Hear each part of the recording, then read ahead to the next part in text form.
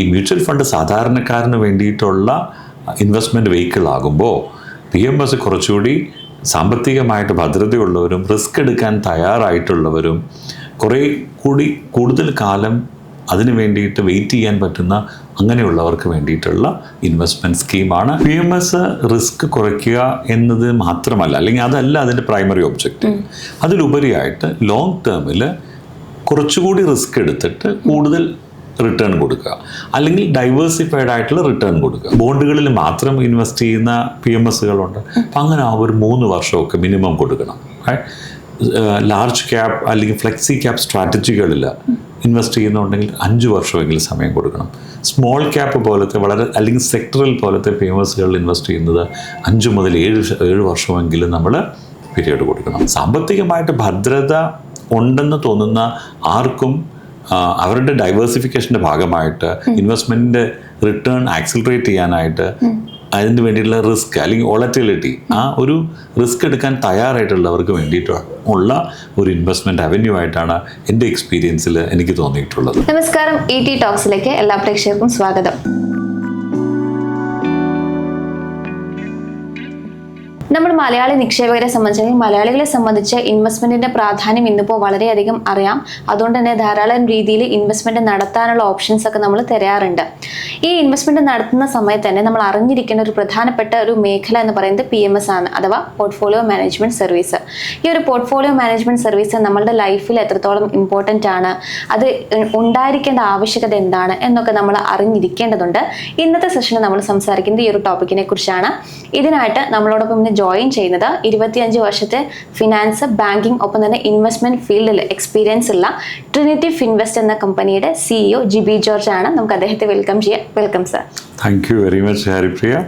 Nice talking to you. വളരെ സന്തോഷം ET മലയാളത്തിൻ്റെ എപ്പിസോഡിൽ ഭാഗമാകാൻ പറ്റിയതിൽ. അപ്പോൾ ആദ്യം തന്നെ എനിക്ക് ചോദിക്കാനുള്ളത് ട്രിനിറ്റി ഫിൻവെസ്റ്റിനെ കുറിച്ചാണ്. ഞാൻ ഇൻട്രൊഡക്ഷനിൽ പറഞ്ഞിരുന്നു, നമുക്ക് ബാങ്കിങ്, അതുപോലെ തന്നെ ഇൻവെസ്റ്റ്മെന്റ്, ഫിനാൻസ് എന്നീ മേഖലയിൽ 25 വർഷത്തോളം എക്സ്പീരിയൻസ് ഉണ്ടെന്ന് പറഞ്ഞു. ഒരു ഫിൻടെക് കമ്പനിയാണ് നിങ്ങളുടേത്. അപ്പോൾ എന്തൊക്കെ സർവീസാണ് നിങ്ങൾ ബേസിക്സ് ആയിട്ട് നമ്മൾ ചെയ്തു കൊടുക്കുന്നത്? സോ പറഞ്ഞതുപോലെ ഞാൻ 25 വർഷത്തെ ബാങ്കിങ് ആൻഡ് ഫിനാൻഷ്യൽ സർവീസസിൽ എക്സ്പീരിയൻസ് കഴിഞ്ഞതിന് ശേഷമാണ് 2021 ട്രിനിറ്റി ഇൻ്റർനാഷണൽ എന്ന പേരിൽ ഇത് തുടങ്ങുകയും ട്രിനിറ്റി ഫിൻവെസ്റ്റ് ബ്രാൻഡായി മാറുകയും ചെയ്തു. അപ്പോൾ നമ്മളുടെ ഒരു ഒബ്ജക്റ്റീവ് തന്നെ ഫിനാൻഷ്യൽ മേഖലയിലെ ഡിഫറെൻ്റ് ആയിട്ടുള്ള സർവീസസ്, വാല്യൂ ആഡഡ് സർവീസസ് കേരളത്തിലെ കസ്റ്റമേഴ്സിന് പ്രയോജനപ്പെടുത്തുക എന്നുള്ളതാണ്. കേരളത്തിൽ മാത്രമല്ല, കേരളത്തിൽ ബേസ് ചെയ്തിട്ട് വളരെയധികം രീതിയിലുള്ള കസ്റ്റമേഴ്സിന്, നാഷണൽ ലെവലിനകത്തുള്ള കസ്റ്റമേഴ്സിന് പ്രൊവൈഡ് ചെയ്യുക എന്നുള്ളത്. അപ്പോൾ ഇതിൽ നമുക്ക് ഇൻവെസ്റ്റ്മെൻറ്റ് അഡ്വൈസ് അല്ലെങ്കിൽ ഇൻവെസ്റ്റ്മെൻറ്റ് ഡിസ്ട്രിബ്യൂഷനാണ് ഒരു പ്രധാനപ്പെട്ട മേഖലയായിട്ട് വരുന്നത്. അപ്പോൾ ഇന്ന് നമുക്ക് ബോംബെയിലൊക്കെ ഉള്ള വലിയ നഗരങ്ങളിൽ കിട്ടുന്നത് പോലെ തന്നെ കേരളത്തിലെ കസ്റ്റമേഴ്സിനും മ്യൂച്വൽ ഫണ്ട് മുതൽ പോർട്ട്ഫോളിയോ മാനേജ്മെൻറ്റ് PMS നമ്മൾ ചുരുക്കപ്പേരിൽ അറിയപ്പെടുന്നതാണ്, ഓൾട്ടർനേറ്റീവ് ഇൻവെസ്റ്റ്മെൻറ്റ് മുതൽ ഗിഫ്റ്റ് സെറ്റി വരെയുള്ള ധാരാളം മേഖലയിൽ ഇൻവെസ്റ്റ്മെൻറ്റ് അവന്യൂസ് ഉണ്ട്. അപ്പോൾ അതിൽ സ്പെഷ്യലൈസ് ചെയ്യുന്ന, ഡിസ്ട്രിബ്യൂഷനിൽ സ്പെഷ്യലൈസ് ചെയ്യുന്ന ഒരു ഫേമാണ് ട്രിനിറ്റി ഫിൻവെസ്റ്റ്. അതുകൂടാതെ തന്നെ മറ്റനേക മേഖലകളിലും ട്രിനിറ്റി ഫിൻവെസ്റ്റ് സാമ്പത്തികമായിട്ടുള്ള ആസൂത്രണം, സാമ്പത്തികമായിട്ടുള്ള എഡ്യൂക്കേഷനൊക്കെ കൊടുത്ത് മുന്നോട്ട് പോകുന്ന ഒരു കമ്പനിയാണ്.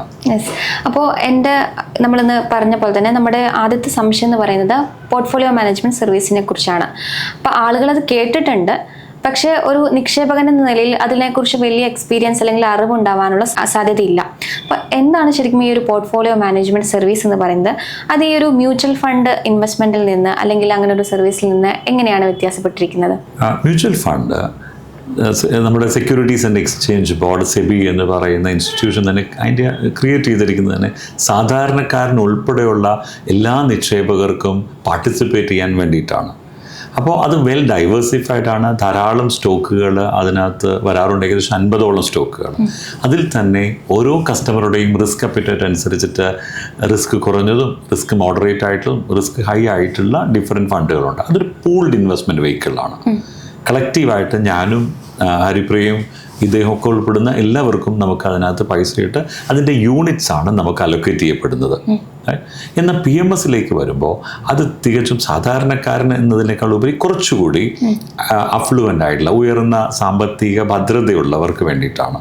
എന്ന് വെച്ചാൽ മ്യൂച്വൽ ഫണ്ട് 250 രൂപയ്ക്കോ 500 രൂപയ്ക്കോ ഒരു ഇൻവെസ്റ്റ്മെൻറ്റ് സ്റ്റാർട്ട് ചെയ്യാൻ പറ്റുമ്പോൾ സെബിയുടെ ഗൈഡ് ലൈൻ അനുസരിച്ച് തന്നെ മിനിമം ഇൻവെസ്റ്റ്മെൻറ്റ് 50 ലക്ഷം രൂപയ്ക്ക് മുകളിലേക്ക് വേണം.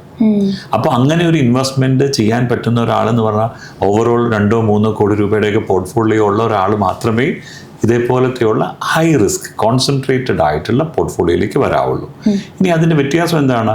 PMS എന്ന് പറയുമ്പോൾ സ്വന്തം പേരിലുള്ള ഡിമാറ്റ് അക്കൗണ്ടിലാണ് അതിൻ്റെ സ്റ്റോക്കുകളായാലും ബോണ്ടുകളായാലും ETF-കളായാലും ഒക്കെ വാങ്ങപ്പെടുന്നത്. മ്യൂച്വൽ ഫണ്ട് ഞാൻ ആദ്യം പറഞ്ഞതുപോലെ യൂണിറ്റ് ബേസ്ഡ് ആണ്. നമ്മളെല്ലാം കളക്റ്റീവ് ഇൻവെസ്റ്റ്മെൻറ്റ് പൂളാണത്. അപ്പോൾ ഇത് പറയുന്നത് എൻ്റെ ഇത്രയും വർഷത്തെ ഒരു എക്സ്പീരിയൻസ് വെച്ചിട്ട് തന്നെ എനിക്ക് പറയാൻ പറ്റും, ഈ മ്യൂച്വൽ ഫണ്ട് സാധാരണക്കാരന് വേണ്ടിയിട്ടുള്ള ഇൻവെസ്റ്റ്മെൻറ്റ് വെഹിക്കിൾ ആകുമ്പോൾ PMS കുറച്ചുകൂടി സാമ്പത്തികമായിട്ട് ഭദ്രതയുള്ളവരും റിസ്ക് എടുക്കാൻ തയ്യാറായിട്ടുള്ളവരും കുറേ കൂടി കൂടുതൽ കാലം അതിന് വേണ്ടിയിട്ട് വെയിറ്റ് ചെയ്യാൻ പറ്റുന്ന അങ്ങനെയുള്ളവർക്ക് വേണ്ടിയിട്ടുള്ള ഇൻവെസ്റ്റ്മെൻറ്റ് സ്കീമാണ്. ആൻഡ് വെൽ റെഗുലേറ്റഡ് ആണ്, വെൽ മാനേജ്ഡ് ആണ്. അപ്പോൾ സാധാരണക്കാരെ സംബന്ധിച്ച് PMS സർവീസ് ഓപ്റ്റ് ചെയ്യുന്നത് അത്ര ഈസിലി പോസിബിൾ അല്ല എന്ന് പറഞ്ഞല്ലോ. ഇപ്പോൾ നമ്മൾ PMS എടുക്കുമ്പോൾ ഇപ്പോൾ ഈ പറയുന്ന പോലെ അത്യാവശ്യം ക്യാപിറ്റലുള്ള ഇൻവെസ്റ്റ് ചെയ്യാൻ താല്പര്യമുള്ള, ഇപ്പോൾ ഈ പറയുന്ന പോലെ റിട്ടയർമെൻറ്റ് സമയത്താണെങ്കിലും അത്യാവശ്യം ഫണ്ടൊക്കെ കയ്യിലുള്ള ആളുകളെ സംബന്ധിച്ച് PMS ഓപ്റ്റ് ചെയ്യുന്നതൊരു ഓപ്ഷൻ ആയിരിക്കുമല്ലോ. അപ്പോൾ അങ്ങനെ നിൽക്കുന്ന സമയത്ത് PMS ചൂസ് ചെയ്ത് കഴിഞ്ഞാൽ എത്രത്തോളം നമുക്ക് സേഫ്റ്റിയാണ്, അതായത് നമുക്ക് എത്രത്തോളം റിസ്ക് കുറയ്ക്കാൻ പറ്റും നമ്മുടെ ഈ ഇൻവെസ്റ്റ്മെൻറ്റ് മേഖലയിലുള്ള. നമുക്ക് പൊതുവേ ഈ ഒരു ഇൻവെസ്റ്റ്മെന്റ് മേഖല എന്ന് പറയുന്നത് റിസ്ക് കൂടിയൊരു സാധനമാണല്ലോ. നമുക്ക് എന്തെങ്കിലും ഇൻവെസ്റ്റ് ചെയ്യുമ്പോൾ അതിൻ്റെതായ റിസ്കുകളുണ്ട്. ഒരു PMS ഓപ്റ്റ് ചെയ്താൽ അല്ലെങ്കിൽ ആ ഒരു PMS സർവീസ് എടുത്തു കഴിഞ്ഞാൽ ഈ പറയുന്ന റിസ്കിൽ നമുക്ക് എത്രത്തോളം കുറവ് വരുത്താൻ പറ്റുന്നതാണ് സാറിന് തോന്നിയിട്ടുള്ളത്? PMS റിസ്ക് കുറയ്ക്കുക എന്നത് മാത്രമല്ല, അല്ലെങ്കിൽ അതല്ല അതിൻ്റെ പ്രൈമറി ഒബ്ജക്റ്റ്. അതിലുപരിയായിട്ട് ലോങ് ടേമിൽ കുറച്ചുകൂടി റിസ്ക് എടുത്തിട്ട് കൂടുതൽ റിട്ടേൺ കൊടുക്കുക, അല്ലെങ്കിൽ ഡൈവേഴ്സിഫൈഡ് ആയിട്ടുള്ള റിട്ടേൺ കൊടുക്കുക. അപ്പോൾ ഇവിടെ നോക്കേണ്ട കാര്യം, PMS-ൽ തന്നെ ഫുൾ സ്റ്റോക്കുള്ള PMS-കളുണ്ട്, സ്റ്റോക്കിൽ മാത്രം ഇൻവെസ്റ്റ് ചെയ്യുന്ന, സ്റ്റോക്കിലും ബോണ്ടുകളിൽ ഇൻവെസ്റ്റ് ചെയ്യുന്ന ഹൈബ്രിഡ് ഉണ്ട്, സെക്ടറുകളിൽ ഇൻവെസ്റ്റ് ചെയ്യുന്ന ഹൈ കോൺസെൻട്രേറ്റ് ചെയ്തിട്ടുള്ള PMS-കളുണ്ട്. അതിൽ മൾട്ടി അസറ്റ് ഇല്ലാത്ത ഇൻവെസ്റ്റ്മെന്റ്, മൾട്ടിപ്പിൾ ആയിട്ടുള്ള ഇൻവെസ്റ്റ്മെന്റ് വെഹിക്കിൾ ഇൻക്ലൂഡിങ് ഗോൾഡ് ഉൾപ്പെടുന്ന, റിയൽ എസ്റ്റേറ്റ് ഉൾപ്പെടുന്ന, റേറ്റ്സ് ഉൾപ്പെടുന്ന ഇതിൽ ഇൻവെസ്റ്റ് ചെയ്യുന്ന ഫണ്ടുകളുണ്ട്. അപ്പോൾ റിസ്ക് ഡൈവേഴ്സിഫൈ ചെയ്യാനായിട്ട് ഓപ്ഷനാണ്. പക്ഷെ റിസ്ക് കുറയ്ക്കുക എന്നത് മാത്രമല്ല PMS-ന്റെ ഉദ്ദേശം. മറ്റൊരു കറക്ഷൻ കൊണ്ട് പറയാം, സാധാരണക്കാരെന്ന് പറഞ്ഞാൽ ഇന്ന് എന്താണ് നമ്മളതിനെ ഡിഫൈൻ ചെയ്യാന്നറിയില്ല. ഇന്ന് സാമ്പത്തികമായിട്ട് ഭദ്രത ഉണ്ടെന്ന് തോന്നുന്ന ആർക്കും അവരുടെ ഡൈവേഴ്സിഫിക്കേഷൻ്റെ ഭാഗമായിട്ട് ഇൻവെസ്റ്റ്മെൻറ്റിൻ്റെ റിട്ടേൺ ആക്സിലറേറ്റ് ചെയ്യാനായിട്ട് അതിന് വേണ്ടിയിട്ടുള്ള റിസ്ക് അല്ലെങ്കിൽ വോളറ്റിലിറ്റി, ആ ഒരു റിസ്ക് എടുക്കാൻ തയ്യാറായിട്ടുള്ളവർക്ക് വേണ്ടിയിട്ടുള്ള ഒരു ഇൻവെസ്റ്റ്മെന്റ് അവന്യൂ ആയിട്ടാണ് എൻ്റെ എക്സ്പീരിയൻസിൽ എനിക്ക് തോന്നിയിട്ടുള്ളത്. അതായത് എന്നെ പോലുള്ള സാധാരണക്കാർക്കും PMS എന്നുള്ളൊരു ഓപ്ഷൻ ചൂസ് ചെയ്യാനുള്ള അവസരം ഇന്ന് ഉണ്ടെന്നാണ് സാർ പറയുന്നത്? ഉണ്ട്, പ്രൊവൈഡഡ് ദാറ്റ് നമ്മളുടെ സാമ്പത്തിക ഭദ്രതകൾ നമ്മൾ കൃത്യമായിട്ട് മനസ്സിലാക്കിയിട്ട്, നമ്മുടെ ടെനോർ മനസ്സിലാക്കിയിട്ട്, റിസ്ക് അപ്പിറ്റൈറ്റ്, റിസ്കിൻ്റെ എടുക്കാനായിട്ടുള്ള ചങ്കൂറ്റം എന്ന് നമ്മൾ പറയത്തില്ലേ, അത് മനസ്സിലാക്കിയിട്ട് വേണം ഈ ഒരു ഇൻവെസ്റ്റ്മെന്റ് അവന്യൂവിനെ പറ്റി നമുക്ക് ചിന്തിക്കാനായിട്ട്. അപ്പോൾ റിസ്ക് ഉണ്ടെന്ന് സാറ് പറഞ്ഞല്ലോ. അപ്പോൾ ആ ഒരു രീതിയിൽ റിസ്ക് ഉള്ളപ്പോൾ നിങ്ങൾ എന്തൊക്കെ പ്രിക്കോഷൻസ് ആണ് സാധാരണയായിട്ട് എടുക്കാറുള്ളത്? അപ്പോൾ നമ്മൾ ആദ്യമേ കസ്റ്റമേഴ്സിൻ്റെ, അല്ലെങ്കിൽ ഇപ്പോൾ ഏതൊരു ഇൻവെസ്റ്റ്മെൻറ്റ് അഡ്വൈസറും സെബി രജിസ്റ്റേർഡ് ആയിട്ടുള്ള ഇൻവെസ്റ്റ്മെൻറ്റ് അഡ്വൈസേഴ്സിനാണ് PMS കൃത്യമായിട്ട് റെക്കമെൻഡ് ചെയ്യാനായിട്ട് പറ്റത്തുള്ളൂ, അല്ലെങ്കിൽ കൃത്യമായിട്ട് അഡ്വൈസ് ചെയ്യാനായിട്ട് പറ്റത്തുള്ളൂ. ഡിസ്ട്രിബ്യൂട്ട് ചെയ്യാനായിട്ട് ഇതേപോലെ സെബിയുടെ സർട്ടിഫിക്കേഷൻ ഉള്ളതും ആപ്മിയുടെ രജിസ്ട്രേഷനുമുള്ള ഫേമുകൾക്ക് പറ്റും. അപ്പോൾ അങ്ങനെയുള്ള ഫേമുകളാണെങ്കിൽ പോലും കസ്റ്റമറോട് ആദ്യം നോക്കുന്നത് റിസ്ക് ചാർട്ട് ചെയ്യാനാണ്. ഒരു കസ്റ്റമറുടെ റിസ്ക് അപ്പിറ്റൈറ്റ് മനസ്സിലാക്കുക, ടോളറൻസ് ലിമിറ്റ് മനസ്സിലാക്കുക. അപ്പോൾ അവരുടെ ഏജ്, അവരുടെ ഇൻകം, ഇൻവെസ്റ്റബിൾ സർപ്ലസ്, ടെന്യൂർ, എത്ര കാലത്തേക്കാണ് ഈ ഇൻവെസ്റ്റ്മെൻറ്റ് ചെയ്യാൻ പറ്റുക, എത്രയാണ് റിട്ടേൺ എക്സ്പെക്റ്റ് ചെയ്യാവുന്ന, പാസ്റ്റ് പെർഫോം, എത്രത്തോളം വോളറ്റിലിറ്റി, മാർക്കറ്റിലെ ഏറ്റക്കുറച്ചിലുകൾ അവരെ അലോസരപ്പെടുത്തുമോ, അല്ലെങ്കിൽ എത്ര ടോളറൻസ് ലെവലുണ്ട്, ഇതെല്ലാം മനസ്സിലാക്കിയിട്ടായിരിക്കണം ഒരു നല്ല ഇൻവെസ്റ്റ്മെൻറ്റ് അഡ്വൈസർ അല്ലെങ്കിൽ ഒരു PMS ഡിസ്ട്രിബ്യൂട്ടർ അവരുടെ PMSകൾ സജസ്റ്റ് ചെയ്യുക. ഒപ്പം നമ്മൾ നോക്കേണ്ടത് ഈ എടുക്കുന്ന സ്ട്രാറ്റജി, അല്ലെങ്കിൽ റെക്കമെൻഡ് ചെയ്യപ്പെടുന്ന, അല്ലെങ്കിൽ സജസ്റ്റ് ചെയ്യപ്പെടുന്ന സ്ട്രാറ്റജി, ഈ സ്ട്രാറ്റജി ആ കസ്റ്റമർക്ക് അനുയോജ്യമാണോ, അത് ഫ്യൂച്ചറിൽ പാസ്റ്റ് റിട്ടേൺ നോക്കിയിട്ട് ഒരിക്കലും ഒരു PMS പോലത്തെ ഒരു സമ്പാദ്യത്തിൽ പോകരുതെന്നാണ് കൃത്യമായിട്ട് നമുക്ക് പറയാനായിട്ടുള്ളത്. ഈ സ്ട്രാറ്റജി ഭാവിയിൽ വർക്ക് ചെയ്യാൻ സാധ്യതയുള്ളതാണോ, മാർക്കറ്റിൻ്റെ ടോളറൻസ് ലിമിറ്റിനകത്ത് ഉള്ളതാണോ, ഏറ്റക്കുറച്ചിലുകൾ ഉള്ളതാണോ, ഇതെല്ലാം നോക്കിയിട്ട് വേണം ഒരു കറക്റ്റ് ആയിട്ടുള്ള PMS സ്ട്രാറ്റജി, ആ ഫണ്ട് മാനേജറുടെ ട്രാക്ക് റെക്കോർഡ് ഉൾപ്പെടെ, ഫണ്ട് ഹൗസിൻ്റെ ട്രാക്ക് റെക്കോർഡ് ഉൾപ്പെടെ നോക്കിയിട്ട് വേണം ആ PMS സ്ട്രാറ്റജി ആ കസ്റ്റമർക്ക് അനുയോജ്യമാണോ എന്ന് തീരുമാനിക്കപ്പെടേണ്ടത്. അവിടെ കസ്റ്റമറുടെ വ്യൂവും വളരെ ഇമ്പോർട്ടൻ്റ് ആണ്. കസ്റ്റമറും ഇഗ്നോറൻ്റ് ആയി നിൽക്കാതെ ഇതിനെപ്പറ്റി ഓരോന്നിനെപ്പറ്റിയും ക്വസ്റ്റ്യൻ ചെയ്യപ്പെടുകയും ബോധ്യപ്പെടുകയും ചെയ്യണം. എന്നിട്ട് മാത്രമേ PMS പോലത്തെയുള്ള ഒരു വെഹിക്കിളിലേക്ക്, ഇൻവെസ്റ്റ്മെൻറ്റ് വെഹിക്കിളിലേക്ക് ഇറങ്ങാവുള്ളൂ. യെസ്. അപ്പോൾ ഡിസ്ട്രിബ്യൂട്ടർ ആണെന്നുള്ളത് പറഞ്ഞല്ലോ. അപ്പോൾ ആസ് എ ഡിസ്ട്രിബ്യൂട്ടർ നിങ്ങൾ ചെയ്യുന്ന റോൾ എന്താണ് മെയിനായിട്ട്? അതായത് നിങ്ങൾ ക്ലയൻറ്റിനെ, അതായത് കസ്റ്റമറിനെ അല്ലെങ്കിൽ ഇൻവെസ്റ്ററിനെ ഈ പറയുന്ന PMSുമായിട്ട് കണക്ട് ചെയ്ത് കൊടുക്കുകയാണോ ചെയ്യുന്നത്? ഒരു PMS ഡിസ്ട്രിബ്യൂട്ടർ എന്ന നിലയിൽ നമ്മൾക്ക് PMS ഹൗസസുമായിട്ട്, PMS മാനുഫാക്ചറേഴ്സുമായിട്ട്, ഞാൻ പേര് പറയുന്നില്ല, മൾട്ടിപ്പിൾ PMS ഹൗസസ് ഇന്ത്യയിലുണ്ട്. എല്ലാം സെബി രജിസ്റ്റേർഡ് ആയിട്ടുള്ള ഫണ്ട് ഹൗസസ് ആണ്. ട്രാക്ക് റെക്കോർഡ് ഉള്ളത് മാത്രമേ നമ്മൾ നമ്മുടെ എംപാനൽ ചെയ്യത്തുള്ളൂ, അല്ലെങ്കിൽ നമ്മൾ പാർട്ട്ണർ ചെയ്യത്തുള്ളൂ. അതിൻ്റെ ഒരു പൂള് നമ്മുടെ കയ്യിലുണ്ടാകും. അപ്പോൾ ഒരു ഇൻവെസ്റ്റർ അവരുടെ ആവശ്യം മനസ്സിലാക്കിയിട്ട്, ഞാൻ ആദ്യം പറഞ്ഞ പാരാമീറ്റേഴ്സ് എല്ലാം മനസ്സിലാക്കിയിട്ട് ശരിയായിട്ടുള്ള PMS മാച്ച് ചെയ്ത് അവരുടെ ബാക്കിയുള്ള സർവീസസ്, അതിൻ്റെ ഡോക്യുമെന്റേഷൻ ചെയ്യുക, അതിൻ്റെ ഡീറ്റെയിലിങ്. ഒരു PMSന് ധാരാളം നിയമാവലികളുണ്ട്. ഈ നിയമാവലികൾ കസ്റ്റമറെ ബോധ്യപ്പെടുത്തുക, എന്നിട്ട് ശരിയായതിൽ ഇൻവെസ്റ്റ് ചെയ്യുകയും ഫ്യൂച്ചറിൽ തുടർന്ന് അതിൻ്റെ കൃത്യമായ അവലോകനങ്ങൾ കൃത്യസമയങ്ങളിൽ നടത്തി അതിൻ്റെ കസ്റ്റമറുടെ ഗോളിലേക്ക് എത്തിക്കുക എന്നുള്ളതാണ് ഒരു PMS ഡിസ്ട്രിബ്യൂട്ടർ എന്ന നിലയിൽ നമ്മൾ സക്സസ്ഫുൾ ആയിട്ട് ചെയ്തുകൊണ്ടിരിക്കുന്നത്. സോ നിങ്ങളപ്പോൾ ഫീസാണോ അതൊരു പെർസെൻറ്റേജ് ആണോ ഈടാക്കുന്നത്? എങ്ങനെയാണ് നിങ്ങളുടെ സർവീസിന് കോസ്റ്റ് ചെയ്യുന്നത്? വളരെ നല്ല ക്വസ്റ്റ്യൻ ആണ്. കാരണം ഒരു PMS ഡിസ്ട്രിബ്യൂട്ടർക്ക് കസ്റ്റമറുടെ കയ്യിൽ നിന്ന് ഒരു ചാർജും ഈടാക്കാനായിട്ടുള്ള അവകാശം നിയമപരമായിട്ടില്ല. നമ്മുടെ റെഗുലേറ്ററി കാര്യത്തിലെല്ലാം വളരെ അഡ്വാൻസ്ഡ് ആണ്. അപ്പോൾ അവരെന്താ ചെയ്തിരിക്കുന്നതെന്ന് വെച്ചാൽ, ഓരോ PMSനും മാനുഫാക്ചറർ ചാർജ് ചെയ്യുന്ന ഒരു ഫണ്ട് മാനേജ്മെൻറ്റ് കോസ്റ്റ് ഉണ്ട്, അഡ്മിനിസ്ട്രേറ്റീവ് കോസ്റ്റ്. അപ്പോൾ ഇതിൻ്റെ ഉള്ളിൽ ഈ ഡിസ്ട്രിബ്യൂട്ടർക്കുള്ള എമൗണ്ട് ഫീ ഈ ഫണ്ട് മാനേജ്മെൻറ്റ് ഹൗസാണ് തരുന്നത്. ഉദാഹരണത്തിന് മുംബൈയിലായിരിക്കാം ആ ഫണ്ട് മാനേജ്മെൻറ്റ് ഹൗസ് ഓപ്പറേറ്റ് ചെയ്യുന്നത്. പക്ഷെ അവർക്ക് കൊച്ചി പോലത്തെ അല്ലെങ്കിൽ കേരളത്തിൽ ഡിസ്ട്രിബ്യൂട്ട് ചെയ്യണമെന്നുണ്ടെങ്കിൽ ഇവിടെ ഓഫീസ് സെറ്റപ്പ് ചെയ്യുന്നതിന് പകരമായിട്ട് ഞങ്ങളെ പോലെയുള്ള ലൈസൻസ്ഡ് ആയിട്ടുള്ള, ഓതറൈസ്ഡ് ആയിട്ടുള്ള ഡിസ്ട്രിബ്യൂട്ടർ വഴിയായിരിക്കും ചെയ്യുന്നത്. അപ്പോൾ ഞങ്ങളുടെ ഫീസ് വരുന്ന ഒരിക്കലും കസ്റ്റമർ നേരിട്ടല്ല, പക്ഷേ ഈ ഫണ്ട് മാനേജ്മെൻറ്റ് കോസ്റ്റിൽ നിന്നാണ്. പക്ഷെ അപ്പോഴും ഓർക്കണം, കസ്റ്റമറാണ് എൻഡ് യൂസിനകത്ത് ആ കോസ്റ്റ് പെയർ ചെയ്യുന്നത്. കാരണം അത് ആ ഫണ്ട് മാനേജ്മെൻറ്റ് കോസ്റ്റിനകത്ത് ഇൻക്ലൂഡഡ് ആയതുകൊണ്ട്. ഇതായിരിക്കും ഞങ്ങൾക്കുള്ള ഫീസ് സ്ട്രക്ചർ എന്ന് പറയുന്നത്. അപ്പോൾ സാറിന് ഓൾറെഡി അത്യാവശ്യം ഫണ്ടൊക്കെ മാനേജ് ചെയ്തിട്ടുള്ള ഒരു കുറേ വർഷത്തെ എക്സ്പീരിയൻസ് ഉണ്ടല്ലോ, അതായത് ഈ ക്ലയൻസിനുമായിട്ട് ഡീൽ ചെയ്തിട്ടുള്ള. അപ്പോൾ സാറിന് തോന്നിയിട്ടുള്ളത് എന്താണ്, ഒരു ഇൻവെസ്റ്റ്മെൻറ്റ് നമ്മൾ നടത്തുമ്പോൾ ഇൻവെസ്റ്ററെ സംബന്ധിച്ച് എത്ര കാലത്തേക്ക് ആ ഒരു ഇൻവെസ്റ്റ്മെൻറ്റ് കണ്ടിന്യൂ ചെയ്യുന്നതാണ് ഏറ്റവും നല്ലത്, അല്ലെങ്കിൽ അവർ എക്സ്പെക്റ്റ് ചെയ്യുന്ന രീതിയിൽ ഒരു റിട്ടേൺ കിട്ടണമെന്നുണ്ടെങ്കിൽ എത്ര വർഷത്തേക്കെങ്കിലും നമ്മൾ മിനിമം ഇൻവെസ്റ്റ്മെൻറ്റ് കണ്ടിന്യൂ ചെയ്താലാണ് ഏറ്റവും നല്ലതെന്നാണ് സാറിന് തോന്നിയിട്ടുള്ളത്? ആദ്യം ഹരിപ്രിയ പറഞ്ഞതുപോലെ തന്നെ 2003 തോന്നുന്നു ഞാൻ എൻ്റെ ബാങ്കിങ് കരിയറിലിരിക്കുന്ന സമയത്താണ് ആദ്യത്തെ PMS ചെയ്യുന്നത്. അപ്പോൾ എനിക്ക് തോന്നുന്നത് 20-23 വർഷമെങ്കിലും ആയിട്ടുണ്ട്. ഞാൻ ഈ ഇടയ്ക്ക് ആ കസ്റ്റമറെ കണ്ടപ്പോൾ അദ്ദേഹം പറയുണ്ടായി, അന്നത്തെ PMS എത്രത്തോളം കോമ്പൗണ്ടിങ് വാല്യൂ ആണ് ഇത്രയും വർഷങ്ങൾ കൊണ്ട് ഉണ്ടാക്കിയതെന്ന്. ഐ ഡോണ്ട് എക്സാക്ട്ലി റിമെമ്പർ, പക്ഷേ അത് മൾട്ടിപ്പിൾ ക്രോഡ്സിലേക്ക് പറയും. അന്ന് എനിക്ക് തോന്നുന്നു 25 ലക്ഷമാണ് PMSൻ്റെ മിനിമം ഇൻവെസ്റ്റ്മെൻറ്റ്. ഇന്ന് അത് 50 ലക്ഷമാണ്. അപ്പോൾ ഹരിപ്രിയ പറഞ്ഞതിലേക്ക് ആൻസർ ചെയ്യാം. എത്ര വർഷമാണ് അതിൻ്റെ ടെനർ എന്ന് വെച്ചാൽ ഓരോ ഫണ്ട് സെലക്ഷനെയും ബേസ് ചെയ്തിട്ടാണ്. ചില ഫണ്ടുകൾ, ഫോർ എക്സാമ്പിൾ ബോണ്ടുകളിൽ മാത്രം ഇൻവെസ്റ്റ് ചെയ്യുന്ന PMSകളുണ്ട്. അപ്പം അങ്ങനെ ഒരു 3 വർഷമൊക്കെ മിനിമം കൊടുക്കണം. ലാർജ് ക്യാപ്പ് അല്ലെങ്കിൽ ഫ്ലെക്സി ക്യാപ്പ് സ്ട്രാറ്റജികളിൽ ഇൻവെസ്റ്റ് ചെയ്യുന്നുണ്ടെങ്കിൽ 5 വർഷമെങ്കിലും സമയം കൊടുക്കണം. സ്മോൾ ക്യാപ്പ് പോലത്തെ വളരെ, അല്ലെങ്കിൽ സെക്ടറൽ പോലത്തെ PMSകളിൽ ഇൻവെസ്റ്റ് ചെയ്യുന്നത് 5 മുതൽ 7 വർഷമെങ്കിലും നമ്മൾ പീരിയഡ് കൊടുക്കണം. ഒപ്പം അതിന് വേണ്ടിയിട്ടുള്ള, ഞാൻ ആദ്യം പറഞ്ഞതുപോലെ മാർക്കറ്റിൻ്റെ ഏറ്റക്കുറച്ചിലുകൾ ഉണ്ടാകാം. അത് ടോളറേറ്റ് ചെയ്യാനായിട്ടുള്ള മൈൻഡ് സെറ്റും അതിനെ അക്സെപ്റ്റ് ചെയ്യാനായിട്ടുള്ള മൈൻഡ് സെറ്റും ഇൻവെസ്റ്റർക്ക് വേണം. അപ്പോൾ സാറ് പറഞ്ഞു നമുക്ക് പലതരത്തിലുള്ള PMSകളുണ്ട്, ബോൺസിൻ്റെ ചെയ്യുന്നവരുണ്ട്, അല്ലെങ്കിൽ പ്രത്യേകിച്ച് സെക്ടറിനെ മാത്രം ഫോക്കസ് ചെയ്യുന്നവരുണ്ട്. നിങ്ങൾ ആസ് ഒരു എക്സ്പീരിയൻസ്ഡ് പേഴ്സൺ എന്നുള്ള രീതിയിൽ ഏതിനാണ് നിങ്ങൾ കൂടുതൽ പ്രിഫറൻസ് കൊടുക്കുക? ഗ്രോത്ത് ഓറിയൻറ്റഡ് ആയിട്ടുള്ളതാണോ അതോ വാല്യൂ ഇൻവെസ്റ്റിങ്ങിനാണോ? ഇത് രണ്ടും വേണം. കാരണം ഗ്രോത്ത് ഒപ്പം അതിൻ്റെ ഏത് പ്രൈസിനാണ് ഇത് വാങ്ങുന്നത്, ഏത് പ്രൈസിലാണ് ഇത് ഇൻവെസ്റ്റ് ചെയ്യുന്നത് എന്നതും ഇമ്പോർട്ടൻ്റ് ആണ്.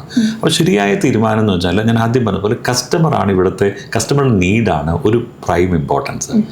അദ്ദേഹത്തിൻ്റെ റിസ്ക് എടുക്കാനും റിട്ടേൺ എക്സ്പെക്റ്റേഷൻ്റെ ലെവല്, ടൈം ഹൊറൈസൺ, എത്ര കാലത്തേക്കാണ് ഇത് ഇൻവെസ്റ്റ് ചെയ്യുന്നത് എന്നുള്ളത് ഇതിനെ ബേസ് ചെയ്തിട്ടായിരിക്കും എടുക്കുക.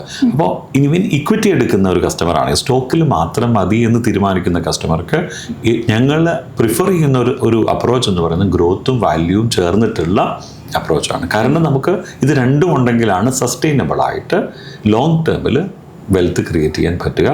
പക്ഷേ ഒപ്പം ഈ ഹൈബ്രിഡ് സ്ട്രാറ്റജിയും എല്ലാം ഓരോ കസ്റ്റമറുടെ നീഡ് അനുസരിച്ചിട്ട് അപ്ലൈ ചെയ്യാൻ പറ്റും. അതേപോലെ തന്നെ നമുക്ക് മാർക്കറ്റിൽ ഇപ്പോൾ പല തരത്തിലുള്ള റോളർ കോസ്റ്റർ പെർഫോമൻസ് ആണ് മാർക്കറ്റ് എന്ന് പറയുന്നത്. നമുക്കൊന്നും പ്രെഡിക്റ്റ് ചെയ്യാൻ പറ്റാത്ത ഒരു പ്ലേസ് ആണ് മാർക്കറ്റ്.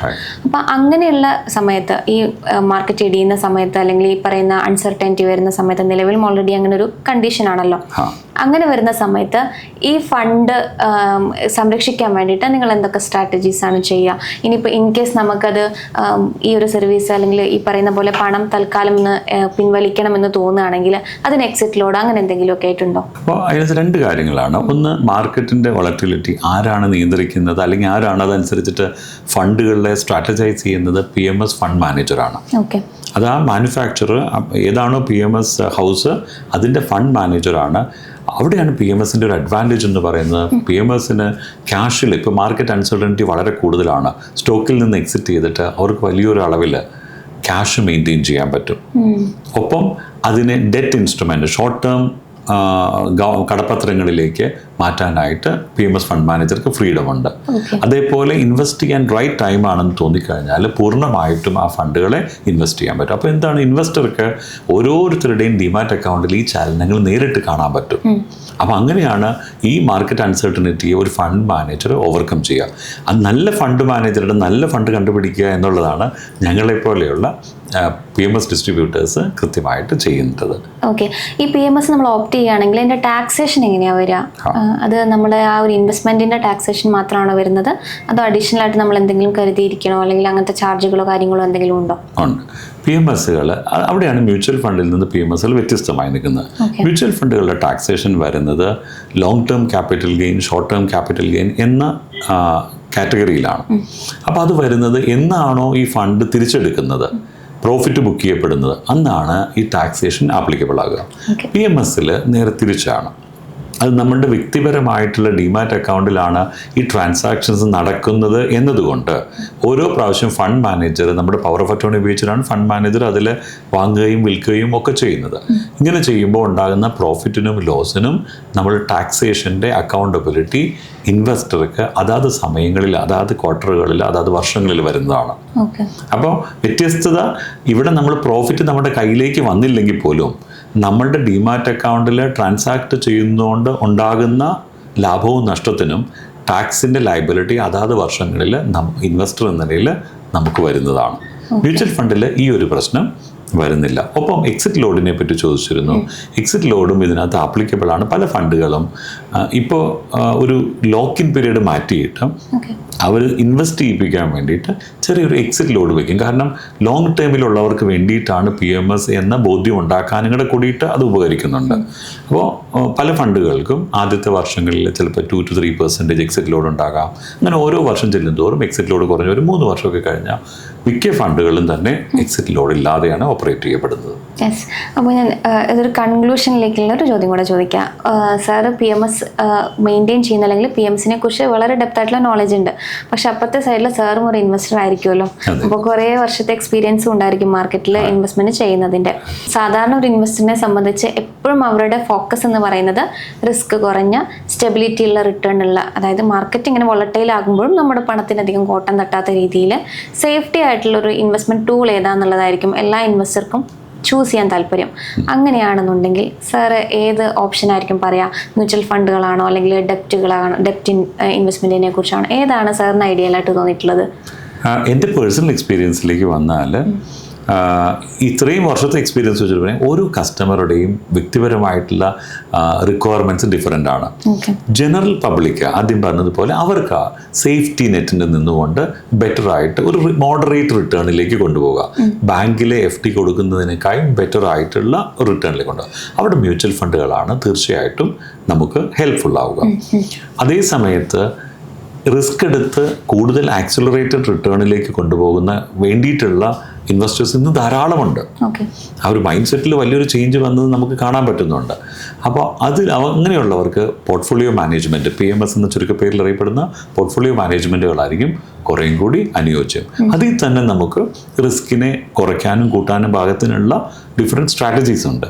അങ്ങനെ സെലക്ട് ചെയ്യുന്നതും ആയിരിക്കും ശരിയായിട്ടുള്ള തീരുമാനം. എൻ്റെയൊക്കെ പേഴ്സണൽ ഇൻവെസ്റ്റ്മെൻറ്റിനകത്ത് ധാരാളം ഇൻവെസ്റ്റ്മെൻറ്റ് ഞാൻ അസറ്റ് അലൊക്കേറ്റ് ചെയ്യുന്ന ഒരാളാണ്.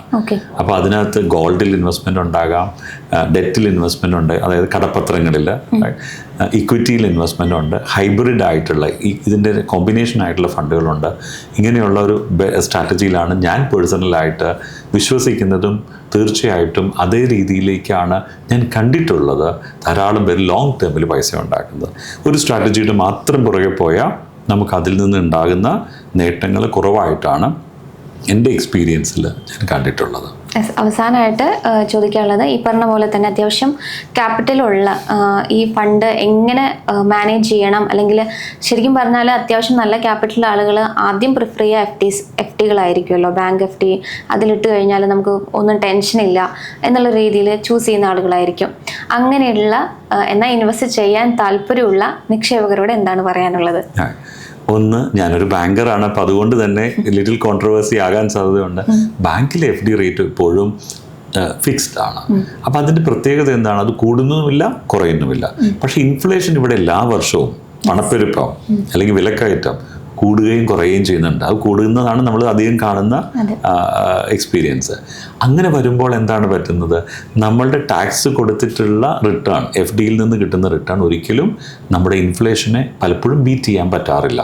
നമുക്ക് വെൽത്ത് ഗ്രോ ചെയ്യണമെങ്കിൽ, ലോങ് ടേമിൽ നമുക്ക് നമ്മുടെ സമ്പത്ത് വളരണമെന്നുണ്ടെങ്കിൽ അവിടെ തീർച്ചയായിട്ടും ക്യാപിറ്റൽ മാർക്കറ്റിലെ ഇൻവെസ്റ്റ്മെൻറ്റിൻ്റെ അവന്യൂസ് നമ്മൾ ചൂസ് ചെയ്യണം.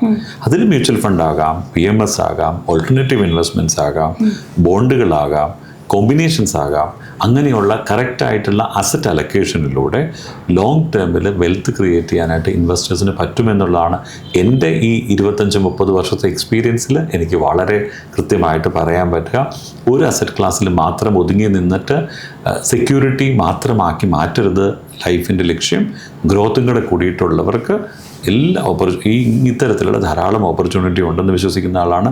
അതിന് ഒരുപാട് എക്സാമ്പിൾസ് എൻ്റെ ഈ 20-30 വർഷത്തെ എക്സ്പീരിയൻസ് എനിക്ക് പറയാൻ പറ്റും. റിട്ടയർമെൻ്റ് ആയവർ, ഇവൻ ഇന്ന് കുട്ടികൾ പോലും SIP ഒക്കെ തുടങ്ങുന്ന കാലമാണ്. സ്കൂൾ കുട്ടികൾ പോലും, വർക്കിംഗ് വുമൻ, അവരവരുടെ ഓരോ സ്റ്റേജ് ഓഫ് ലൈഫിനകത്തും SIP ആഡ് ചെയ്യുന്ന കാലമാണ്. ഇന്ന് കുറച്ചുകൂടി അഫ്ലുവൻ്റ് ആയിട്ടുള്ള സാമ്പത്തികമായ സുസ്ഥിരതയുള്ളവർ പോർട്ട്ഫോളിയോ മാനേജ്മെൻറ്റും AIF-ഉം ചോദിച്ചു വരുന്ന കാലമാണ്. അപ്പം അങ്ങനെയുള്ള ഒരു ഇന്ത്യയിലേക്കാണ് നമ്മൾ പോകുന്നത്. അതിന് നമ്മുടെ റെഗുലേറ്റേഴ്സും വലിയൊരു റോള് ഇതിനകത്ത് ചെയ്യുന്നുണ്ട്. അവരുടെ കൺട്രോള്, അവരുടെ സിസ്റ്റത്തിലുള്ള കൺട്രോൾ കൊണ്ടാണ് പലപ്പോഴും ഇൻവെസ്റ്ററുടെ കോൺഫിഡൻസ് ഇത്തരത്തിൽ നിർത്താനായിട്ട് പറ്റുന്നത്. ഷോർട്ട് ടൈമിൽ ഉണ്ടാകുന്ന ഷോക്കുകൾ, വേരിയൻസ്, ഇതൊന്നും ഒരു ഇൻവെസ്റ്ററെ സംബന്ധിച്ചിടത്തോളം ഒരുപാട് ബോധർ ചെയ്യേണ്ട കാര്യങ്ങളല്ല. കാരണം ഇന്ത്യ എന്ന ഗ്രോത്ത് സ്റ്റോറി നിൽക്കുന്നിടത്തോളം കാലം ഇൻവെസ്റ്റർക്ക് ലോങ് ടേമിൽ റീസണബിൾ ആയിട്ടുള്ള റിട്ടേണിലേക്ക് കൊണ്ടുപോകുമെന്നുള്ള കാര്യത്തിൽ എൻ്റെ എക്സ്പീരിയൻസിൽ എനിക്ക് സംശയമേ ഇല്ല. Yes, thank you so much sir, ഇത്രയും സമയം നമ്മളോടൊപ്പം ചെലവഴിച്ചതിന്. അപ്പോൾ നമ്മൾ പറഞ്ഞു വരുന്നത് എന്താണെന്ന് വെച്ചാൽ, നമുക്ക് അത്യാവശ്യം നല്ലൊരു ക്യാപിറ്റൽ ഉണ്ട്, മാർക്കറ്റിലൊക്കെ ഇൻവെസ്റ്റ് ചെയ്യാൻ താല്പര്യമുണ്ടെങ്കിൽ തീർച്ചയായിട്ടും PMS എന്ന് പറയുന്നത് നല്ലൊരു ഓപ്ഷൻ തന്നെയാണ്. കാരണം നമ്മളെ സംബന്ധിച്ച് കുറച്ചുകൂടെ സേഫ്റ്റി ആയിട്ട്, റിസ്ക് കുറഞ്ഞ രീതിയിൽ ഒരു ഇൻവെസ്റ്റ്മെൻറ്റ് നമ്മൾ സേഫ്റ്റി ആയിട്ട് വെക്കാൻ PMS ചൂസ് ചെയ്യുന്നത് എന്തുകൊണ്ടും ആപ്റ്റ് ആണ് എന്ന് തന്നെയാണ് നമുക്ക് അദ്ദേഹത്തിൻ്റെ വാക്കുകളിൽ നിന്ന് മനസ്സിലാകുന്നത്. ഏതായാലും ET ടോക്സിൽ മറ്റൊരു വിഷയമായിട്ട് വീണ്ടും കാണാം. Thank you.